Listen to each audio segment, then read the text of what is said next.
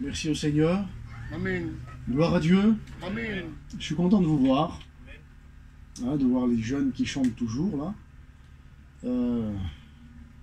Les plus anciens qui sont là aussi. José, merci à José de partager la parole du Seigneur avec Joaquin. Je suis content de vous voir. Merci Seigneur. C'est vraiment... Je me réjouis de voir l'église du Seigneur qui est là. Quand on vous disait, quand les anciens vous disaient que l'église c'est pas des murs, eh bien on le voit maintenant. Amen. Il n'y en a pas de mur ici. Amen.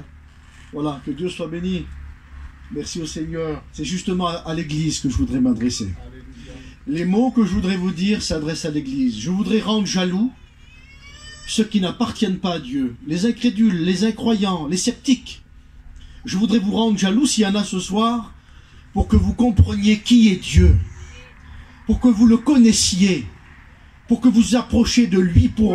Ne pensez pas, dans votre imagination, pensez connaître Dieu. On ne connaît pas Dieu. On vit avec lui, nous qui sommes enfants de Dieu, des chrétiens. On a un échantillon de Dieu dans la Bible. C'est un échantillon de Dieu que nous avons sur la terre. Nous connaîtrons Dieu lorsque nous le verrons face à face. Nous connaîtrons sa grandeur, son immense amour qui est incomparable. Par-dessus nos vies, par-dessus ces tonnelles, par-dessus le ciel, au-dessus des nuages, au-dessus des systèmes solaires, au-dessus de l'univers, il y a la présence de Dieu, il y a Dieu. Amen. Son amour est au-dessus de tout. Il est incomparable. On ne le connaît pas assez. Je voudrais vous faire comprendre dans cette soirée, là, avec un verset de la Bible. Oui, je m'adresse peut-être plus à l'église ce soir, mais c'est comme ça, tout en n'oubliant pas ceux qui n'appartiennent pas à Dieu, qui ont besoin de faire une expérience avec Dieu, bien plus qu'une expérience avec Dieu, le rencontrer personnellement, faire une rencontre avec lui, et même bien plus qu'une rencontre avec lui, vivre avec lui, le connaître davantage, s'approcher de lui, avoir une intimité de Dieu. Alléluia. Nous ne sommes pas église pour vivre une religion, nous sommes église pour vivre avec lui, pour le connaître davantage. Amen. Nous sommes comme ça dans ce monde, non?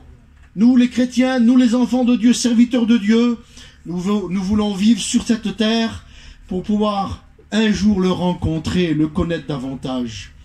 Je voudrais vous citer ce premier verset de la Bible que l'on trouve dans l'Ancien Testament et qui dit ceci. Amos, je le connais par cœur, comme vous, chapitre 4 et verset 12. Prépare-toi à la rencontre de ton Dieu, ô Israël. Prépare-toi à la rencontre de ton Dieu, ô Israël. Et je voudrais m'adresser, oui, je m'adresse bien à l'église en disant ces mots. Église de Dieu, enfant de Dieu, fille de Dieu, fils de Dieu, nous allons bientôt le rencontrer. Nous allons le voir de nos yeux. Celui que nous aurons aimé sous la terre, celui que nous avons adoré, celui que nous avons chanté, nous allons bientôt le voir. Je ne sais pas si vous imaginez. Je voudrais, en disant ces mots, en disant ces paroles que je voudrais vous dire, m'approcher plus de Dieu, vous approcher plus de lui. N'attendons pas d'être dans le ciel pour être plus près de lui. Nous pouvons le faire aujourd'hui. Alléluia. N'attendons pas de le connaître davantage en lisant la Bible. Dans le ciel, elle n'existera plus, la Bible dans le ciel. Il n'y aura plus de Bible, il n'y aura plus de foi dans le ciel. Nous marcherons par la vue, nous croirons par la vue. Parce que nous le verrons tel qu'il est. Nous le contemplerons. On contemplera sa face. Celui qui a effacé un jour tes larmes, qui a effacé ta peine, qui a pardonné ton péché, tu le verras face à face. Alléluia. Prépare-toi à sa rencontre. Mon frère, prépare-toi à le rencontrer. Ma sœur, prépare-toi à le rencontrer. Celui que tu connais ou que tu penses connaître. Je voudrais pas être un oiseau de mauvaise augure ce soir, mais on ne peut pas rentrer dans le ciel n'importe comment, de n'importe quelle manière, de n'importe quelle façon. Adopter une attitude d'enfant de Dieu, de chrétien, tout le monde peut le faire. Tout le monde peut le faire. Mais vivre une vie de Dieu, ça n'est donné qu'au racheté de la grâce, à celui qui aura passé par ce que l'on appelle, et ce que j'aimerais vous parler ce soir, la repentance, sans laquelle nul ne verra le Seigneur. On ne peut pas connaître Dieu. Si, on peut le connaître, Dieu, pardonnez-moi, on peut le connaître en tant que livre, que conte de fait pour certains, histoire pour d'autres, un entendement pour certains. Oui, je connais mon père, c'est un serviteur de Dieu, je connais. On part en mission tous les ans, je connais. Oui, mais est-ce que tu vis avec lui? Et est-ce qu'il vit en toi? Parce que connaître Dieu et Dieu vivre en nous, c'est différent. Vous comprenez? C'est comme ça qu'on rencontrera notre Dieu. Mais ça, je voudrais insister sur le fait que c'est sur la terre qu'il faut connaître ces choses-là. Ça n'est pas dans le ciel. Il sera trop tard pour certaines personnes. Oui, tu auras entendu parler de lui, mais tu l'auras rejeté tout le long de ta vie. Quel dommage d'avoir rejeté le maître des maîtres, le Seigneur des seigneurs, le roi des rois, celui qui nous console sur notre lit de maladie, celui qui nous aime dans nos problèmes, celui qui est avec nous, qui l'a dit un jour, jamais je vous laisserai, jamais je vous abandonnerai. C'est celui-là que nous rencontrerons. Voudrais-tu rencontrer le Seigneur? À pas le rencontrer en levant simplement une main. Non, faire une rencontre personnelle, intime avec lui. C'est comme ça qu'on le rencontre. Il disait, comme des hommes de la Bible, je vous cite les versets, je vous épargne les chapitres et les versets, mais un jour, Jean le Baptiste se trouve devant des gens qui sont là, et la Bible dit que Jean le Baptiste prêchait la repentance, le pardon des péchés. Oui, parce que sans le pardon des péchés, on ne rentre pas dans le ciel. Tant que tes péchés ne seront pas pardonnés, tu ne rentreras pas dans le ciel. Ah bon? Oui. Alors comment est-ce qu'il faut faire pour que mes péchés soient pardonnés? Demande pardon à Jésus.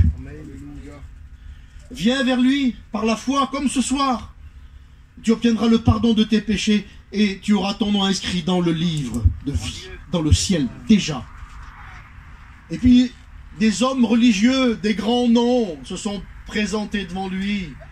Des hommes de rang, des hommes de droit, des grands hommes, comme on les appelait à l'époque, des hommes qui faisaient ressortir le respect, des hommes qui étaient honorables de certains, ça n'était pas moi, hein, mais des hommes qui étaient capables de citer les anciens livres de la Bible en donnant des conseils aux autres.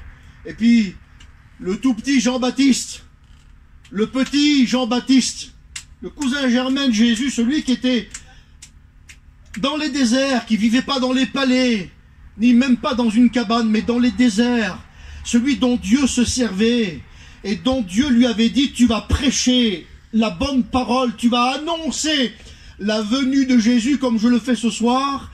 Jésus revient bientôt. Amen. Prépare-toi à la rencontre de ton Dieu, ô Israël. Et je voudrais m'adresser à toi, oui, l'Église de Dieu, préparons-nous à la rencontre de notre Seigneur Jésus. Amen. Et il prêchait l'évangile, il prêchait la bonne nouvelle, il prêchait la repentance. Et voyant venir ces hommes qui se croyaient des hommes droits, voyant venir ces grands hommes-là qui se croyaient justes aux yeux des autres, droits aux yeux des autres, ils avaient oublié que quelqu'un était capable de lire et de regarder à l'intérieur de leur cœur. Il s'appelait Dieu. Ils avaient oublié que Dieu était capable de comprendre leur vie, de regarder leurs actes, leur méchanceté, leur religion. Et à ce moment-là, Jean-Baptiste va les regarder, il va leur dire, hypocrites et race de vipères, produisez donc du fruit digne de la repentance, et ne prétendez pas avoir pour père Abraham. Voyez-vous, la religion nous met sur le joug d'Abraham.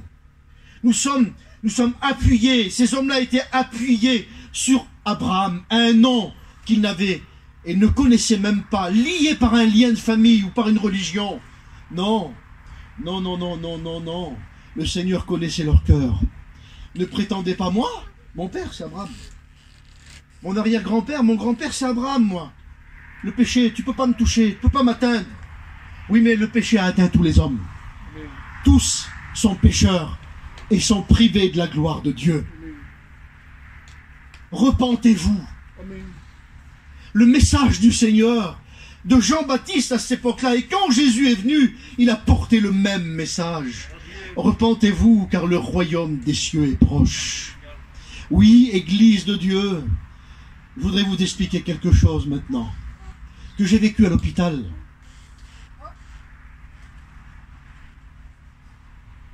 Voyez-vous, ça fait quelques 40 ans que j'appartiens au Seigneur, et je croyais savoir. Écoutez bien ce que je dis, les jeunes, écoutez bien ce que je vais vous dire. Je croyais savoir, je croyais connaître. Ça fait, je vous dis, 40 ans, j'ai donné ma vie tout jeune, 12 ans au Seigneur. J'ai grandi dans les Réunions. Joaquin, je croyais savoir. Je croyais connaître. Je croyais avoir une connaissance de la Bible et puis avoir même une connaissance de Dieu. Je croyais connaître Dieu dans son intimité avec moi, une relation avec lui. Je croyais savoir, je croyais connaître la paix de Dieu. Écoutez bien ce que je vais vous dire. À l'hôpital, quand j'ai passé par cette maladie l'année dernière, au mois de mars, je me suis trouvé seul à l'hôpital. Et quand j'ai invoqué le nom du Seigneur, je vous l'ai déjà expliqué ce témoignage, mais je voudrais rentrer dans un domaine que j'ai vécu avec le Seigneur personnellement. Je croyais connaître, José, je croyais savoir. Je vous promets que devant lui, on n'est rien.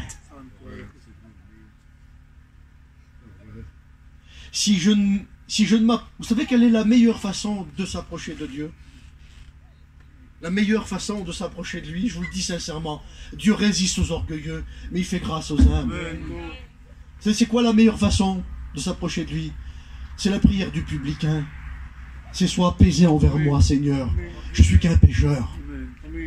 Comment j'ai réalisé? Je me suis trouvé en priant dans l'hôpital devant le Seigneur. Il n'y avait que moi et lui. Francis, écoute bien ce que je dis. Je me suis trouvé devant sa présence.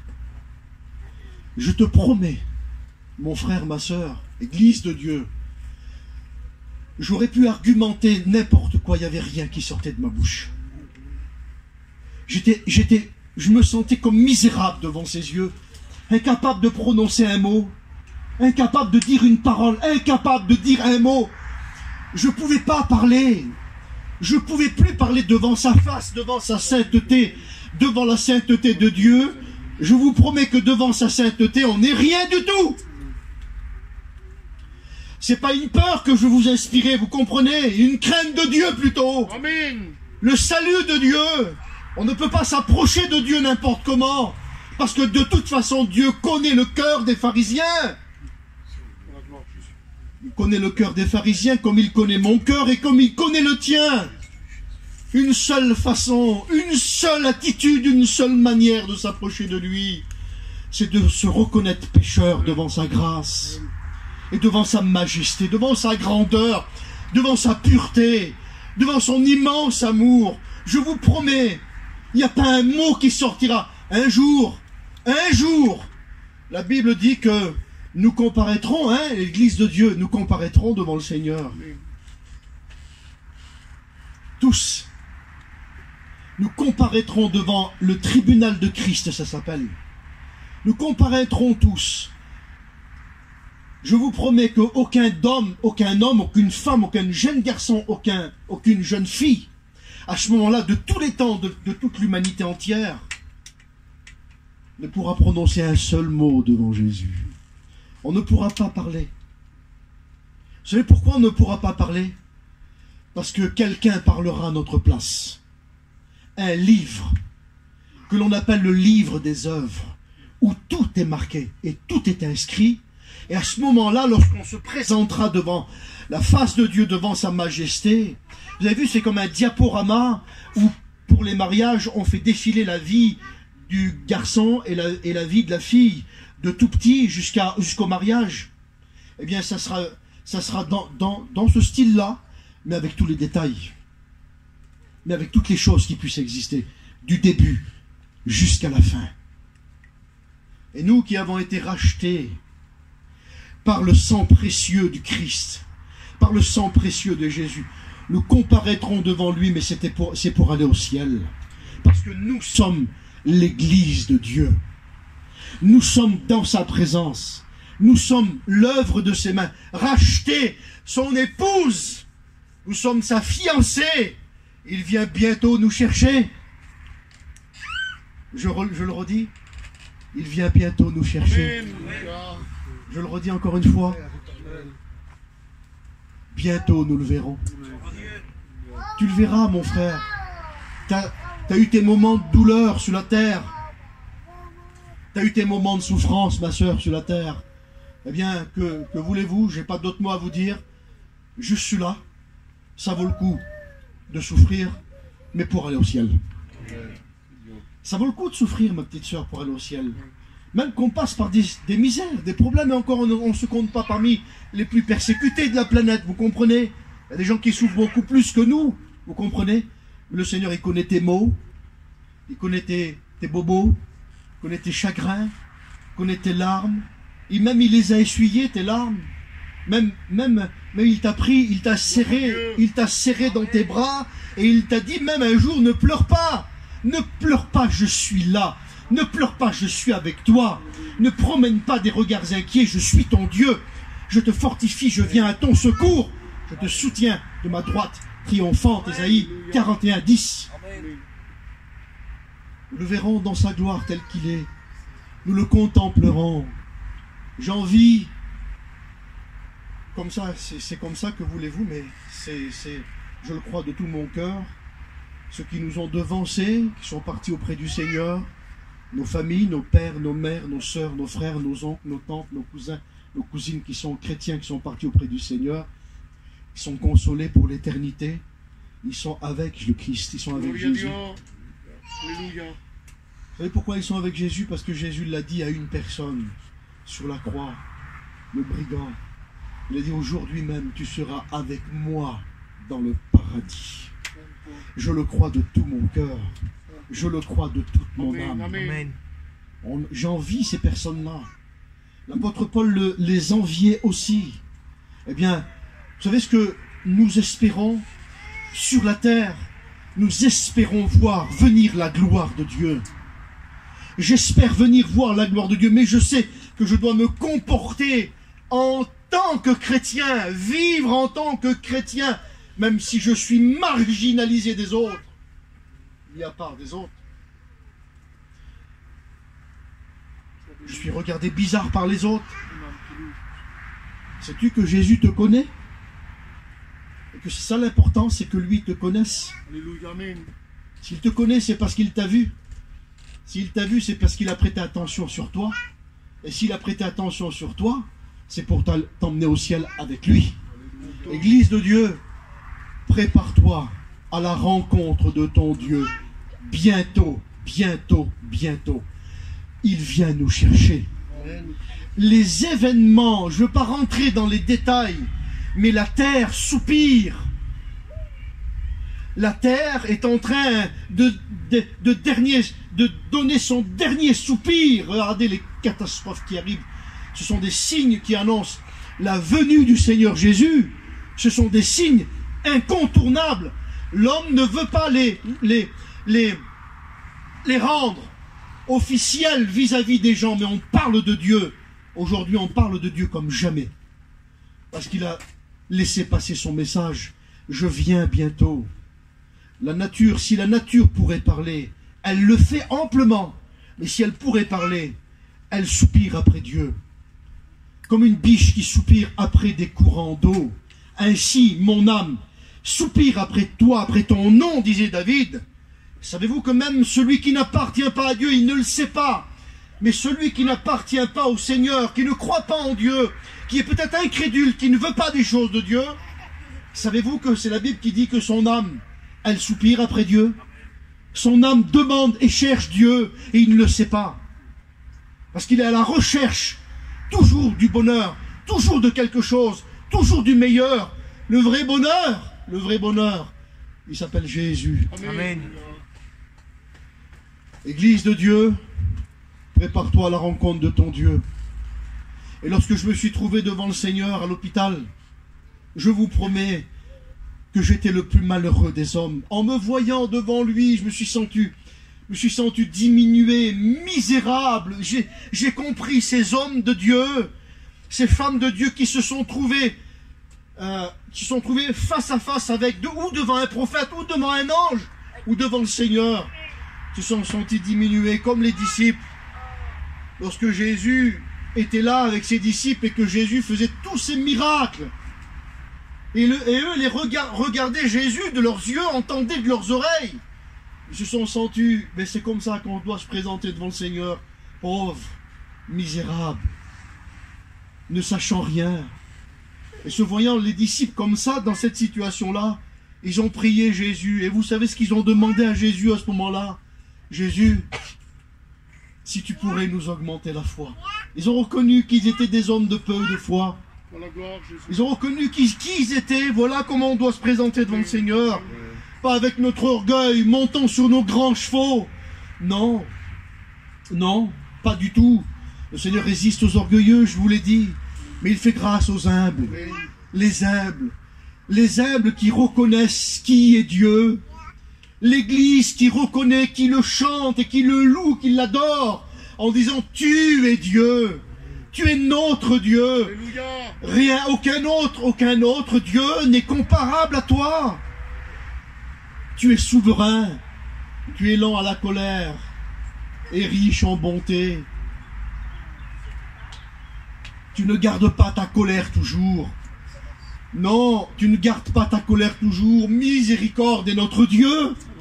Et nous allons le voir. Nous allons le rencontrer, celui avec peu de mots où j'ai du mal à m'exprimer. Je ne peux pas parler de son amour à la perfection, puisque je ne suis pas parfait. On peut simplement effleurer le bord de tous les océans. De tous les océans.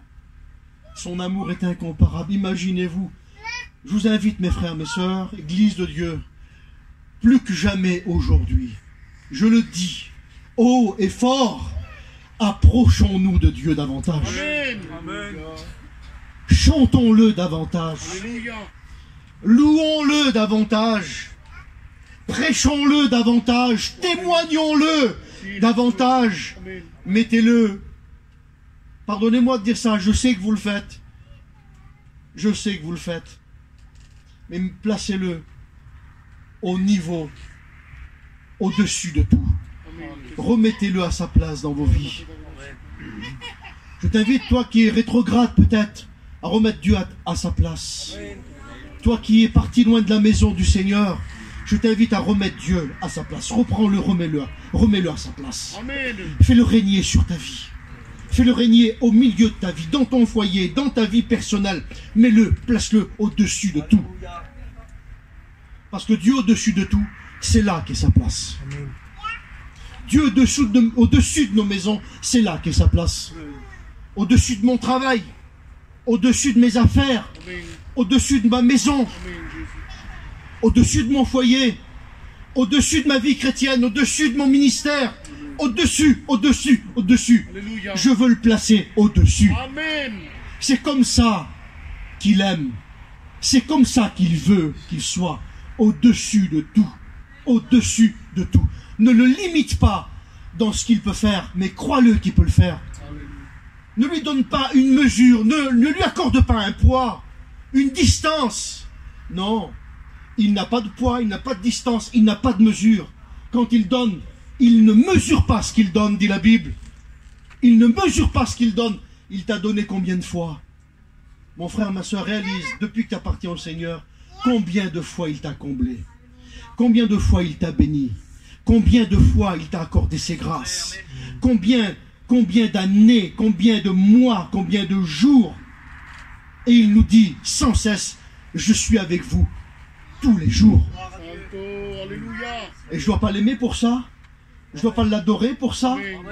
Je ne dois pas le glorifier? Je ne dois pas élever son nom au-dessus de tout? Je vous invite à placer Dieu au-dessus de tout. tant que tu ne placeras pas Dieu au-dessus de tout, au-dessus de tous tes soucis, au-dessus de tous tes problèmes, tu auras des difficultés à marcher. Tu auras des difficultés à accepter certaines choses, certaines situations.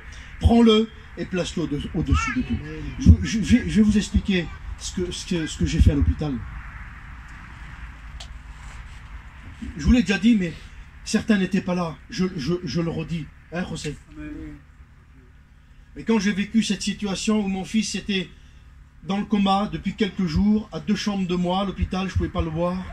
Mes enfants malades à la maison, ma femme malade, c'était une situation compliquée. Je ne pouvais plus porter ce poids. Je n'en pouvais plus de cette situation-là. Donc ce que j'ai fait, j'ai placé Dieu au-dessus de ça. C'est comme si que je prenais mon lourd fardeau et j'ai dit, tiens Seigneur, prends-le, moi je ne peux plus le porter. Je n'y arrive plus. Je suis qu'un homme et je ne peux pas porter ce lourd fardeau. Et quand j'ai pris ce lourd fardeau, que j'y ai remis dans ses mains et que j'ai placé Dieu au-dessus de tout ça, au-dessus de tous ces problèmes, au-dessus de la mort, il y a Dieu.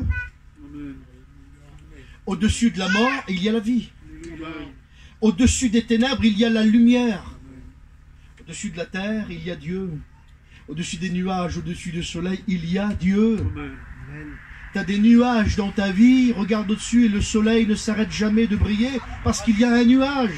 Jamais le soleil ne s'arrêtera de briller parce que le ciel est couvert. Ou même s'il y a des ouragans, peu importe les forces des ouragans, des tempêtes, des montagnes, tout ce que vous voulez, au-dessus il y a toujours le soleil qui brille. Eh bien il faut placer Dieu comme cela, au-dessus de tout, au-dessus de tout. Et quand j'ai fait cette prière à Dieu, que je lui ai donné mon fardeau, je dis Seigneur, j'en peux plus, occupe-toi de tout, fais tout, moi je ne peux plus rien faire, je te place au-dessus de tout. À ce moment-là, il s'est passé quelque chose. Je suis passé de la mort à la vie. Alors pas en tant que spirituel, j'étais déjà passé de la mort à la vie. Et si vous voulez, les appareils avec lesquels j'étais branché, prêt à tomber dans le coma, eh bien, ils m'emmenaient vers le négatif, vers la mort, vers la vie. Je sentais que la vie s'en allait de moi. Je partais, je mourais, je partais. Je ne disais rien à ma compagne, mais je partais, je sentais que la vie s'en allait de moi. Et quand j'ai placé au-dessus de tout, j'ai placé la présence de Dieu, son amour, sa bonté, sa bienveillance, je l'ai pris, je l'ai placé au-dessus de ça. Et je dis, Seigneur, maintenant je comprends. Fais ce que tu veux. Fais comme tu veux. De toute façon, tu sais tout, tu connais tout. Fais comme tu veux. 1 heure après, ou une demi-heure après, tous les appareils ont fait ça. Ça a été dans l'autre sens. Je partais vers la mort, j'allais dans l'autre sens, vers la vie. Du négatif au positif. Des ténèbres à la lumière. Voilà ce que le Seigneur fait. Place-le, prends-le, mets-le au-dessus de tout. Au-dessus de tout. Voyez-vous, la repentance nous amène dans... La tristesse, comme la Bible dit, selon Dieu, nous emmène à nous repentir. La tristesse, selon Dieu, nous emmène, nous porte à nous repentir. Justement, c'est comme ça que Dieu veut nous voir dans un esprit de repentance, une attitude de repentance. Parce que devant lui, je vous promets qu'on n'est rien. On n'est rien devant sa présence, on n'est rien.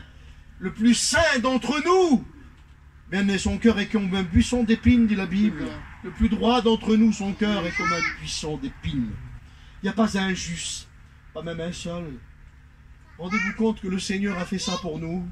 Il a quitté la sainteté de Dieu pour venir habiter la bassesse de ce monde, pour venir habiter parmi les hommes pécheurs, pour que nous ayons un jour avec lui. Père, je te loue de ce que tu fais ces choses. Tu as même caché ces choses aux sages et aux intelligents, disait Jésus, et tu les as révélées à ceux qui croient, à des enfants. Alléluia. Tous ceux qui croient en son nom, un pouvoir leur est donné de devenir enfants de Dieu. Ne dis pas que c'est impossible. Non, il n'y a pas d'impossible pour Dieu. Pour l'homme et pour le diable, il y a de l'impossible. Mais pas pour Dieu. Mais pas pour lui. Ne dis pas que la situation dans laquelle tu vis, par laquelle tu passes, Dieu ne peut pas la changer. Dieu ne peut pas l'arranger. Dieu ne peut pas la ôter, l'enlever, la sortir, la détruire même. Je l'ai vécu. Tout est possible. Tout est possible. Amen. À celui qui croit. Amen. Mais fais-lui confiance. Oui, ce Dieu que nous servons, notre Dieu, que nous aimons, je vous le dis, que nous chantons, que nous prions, bientôt nous allons le rencontrer. Alléluia. Alors faisons des efforts Oui, pour, Seigneur, merci. allez, on va dire, on appelle ça la sanctification, hein, Merci. nous perfectionner, oui, Merci. ça vaut le coup. Merci. Ça vaut le coup de se priver de certaines choses qu'on n'en a pas besoin et qu'on n'emportera pas avec nous dans le ciel pour aller dans le ciel avec lui, pour le rencontrer. Bientôt, bientôt, il vient nous chercher. On prie le Seigneur ensemble. Je voudrais qu'on courbe nos francs. Alléluia.